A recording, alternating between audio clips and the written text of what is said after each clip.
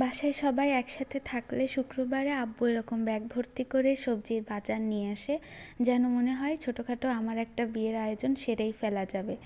তো অনেক দিন পর, প্রায় 5.5 মাস পর বাসায় আসলাম। বাসায় আসার পরে এই তো বাজার আনার পরে এগুলো দেখছিলাম, এবং এই আমলকি, লেবু, কাঁচা হলুদ, আদা এগুলো আমার জন্যই আনতে বলা হয়েছিল। আমি একটা ডিআইওয়াই বানাবো এজন্য। তো আমরা শুক্রবারে সবাই একসাথেই খাওয়া দাওয়া করবো, প্লাস আজকে আমার বাসায় আমাদের আন্টি আছে, গেস্ট আছে, এজন্য স্পেশাল চুই ঝালের গরুর মাংস রান্না করবে আম্মু। তো এখানে চুই ঝালগুলো ছোট ছোট করে কাটা হচ্ছে, এবং এটা কিন্তু অথেন্টিক চুই ঝাল। সো আম্মুর গরুর মাংস রান্নার উপরে কোনো কথাই হবে না, এটা 10/10, অনেক বেশি মজা হয়। আর এখানে হচ্ছে সালাদ কাটা হচ্ছে।